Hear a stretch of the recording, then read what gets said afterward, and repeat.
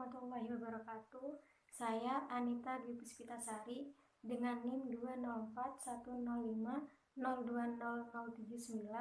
Program Studi Ekonomi Syariah. Di sini saya akan memberikan tanggapan mengenai penjelasan Bapak Dr. Abdul Wadud Nafis, LC.MEI, mengenai pengantar ilmu ekonomi makro. Yang pertama akan saya bahas adalah mengenai pengertian dari ekonomi itu sendiri. Istilah ekonomi berasal dari bahasa Yunani yang terdiri dari dua kata, yaitu oikos yang berarti keluarga atau rumah tangga, dan nomos yang berarti peraturan atau aturan hukum. Di sini secara garis besar, ekonomi diartikan sebagai manajemen rumah tangga atau aturan rumah tangga. Yang kedua yang akan saya bahas adalah mengenai pengertian ilmu ekonomi. Pengertian ilmu ekonomi di sini sendiri saya mengambil dari dua sumber, yaitu Paul A. Samuelson dan Adam Smith.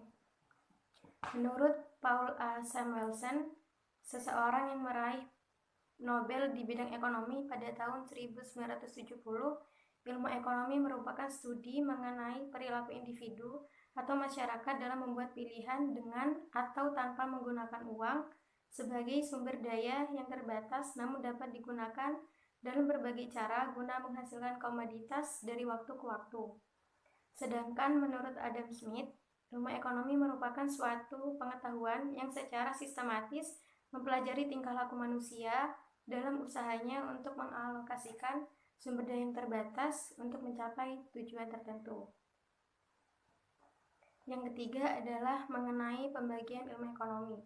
Di sini ilmu ekonomi dibagi menjadi beberapa bagian, yaitu menjadi ilmu ekonomi deskriptif, ilmu ekonomi teori, dan ilmu ekonomi terapan. Ilmu ekonomi deskriptif sendiri adalah kajian yang akan memaparkan dengan apa adanya mengenai suatu kehidupan atau fenomena ekonomi pada suatu wilayah yang terjadi pada saat itu. Contohnya, pada masa Orde Baru yang terjadi di Indonesia.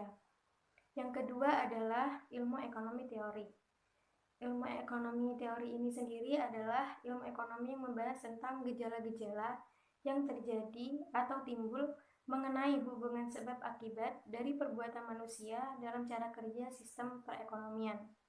Dan yang ketiga adalah ilmu ekonomi terapan, adalah ilmu ekonomi yang memaparkan kegiatan atau keterkaitan secara khusus tentang penerapan ekonomi oleh kelompok atau individu dalam mengambil kebijakan dengan tujuan mengatasi masalah ekonomi tertentu. Contohnya kegiatan ekonomi yang ada di perusahaan, yaitu ekonomi perbankan dan ekonomi moneter.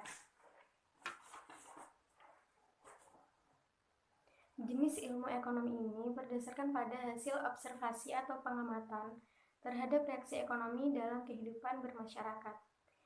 Nah, yang selanjutnya adalah pembagian teori ekonomi. Teori ekonomi ini sendiri dibagi menjadi dua bagian, yaitu teori ekonomi makro dan teori ekonomi mikro. Yang pertama akan saya jelaskan adalah mengenai teori ekonomi makro. Teori ekonomi makro adalah ilmu yang membahas tentang kegiatan ekonomi secara keseluruhan yang berpengaruh terhadap masyarakat, pasar, perusahaan, dan pemerintah. Dianalisis secara global dan fokus pada permasalahan ekonomi secara menyeluruh. Sedangkan teori ekonomi mikro adalah ilmu yang membahas tentang perekonomian dalam ruang lingkup yang lebih sederhana dan khusus.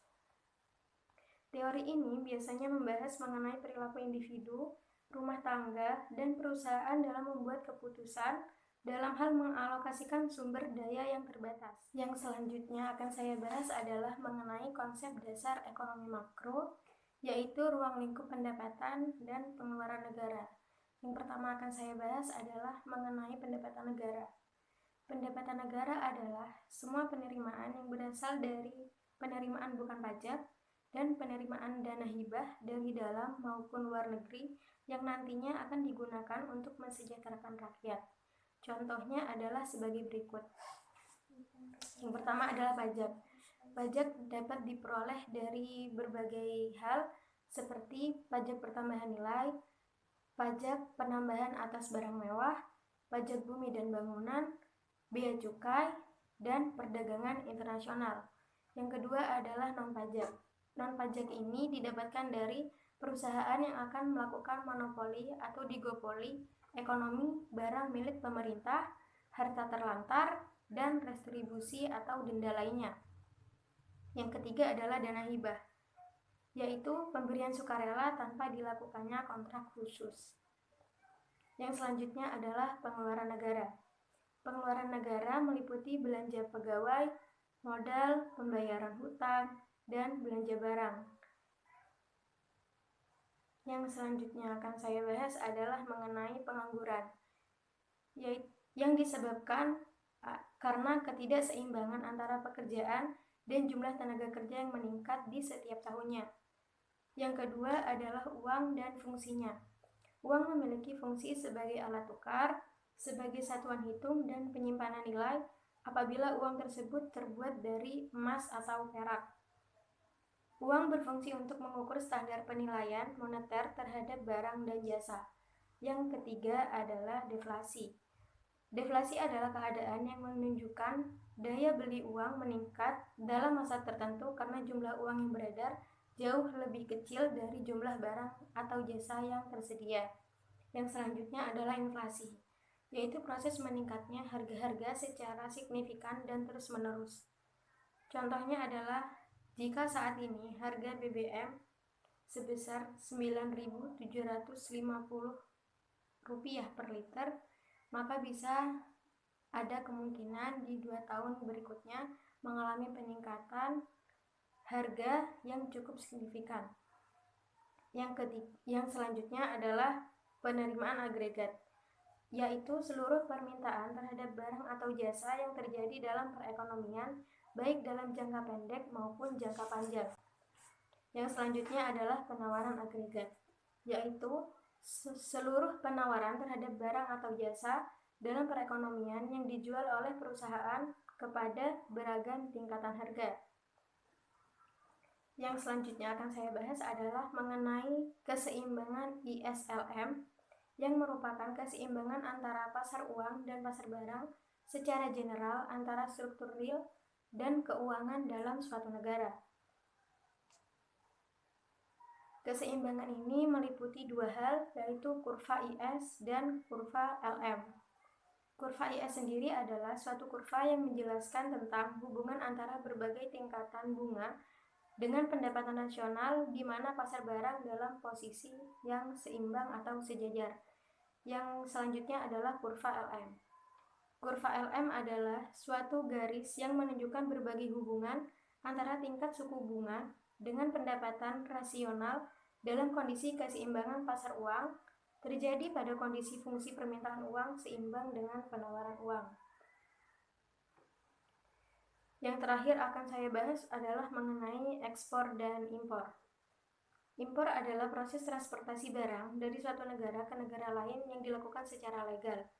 Kebijakannya antara lain pemberhentian atau pemberlakuan kuota, pemberian subsidi, dan penerapan tarif.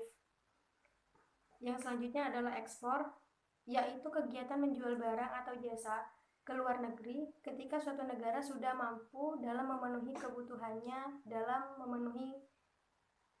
kebutuhan negara sendiri, antara lain diskriminasi harga, politik perdagangan, pemberian premi, dan dumping yang dapat dilakukan untuk pemberlakuan kebijakan. Sekian video tanggapan dari saya. Saya akhiri. Wassalamualaikum warahmatullahi wabarakatuh.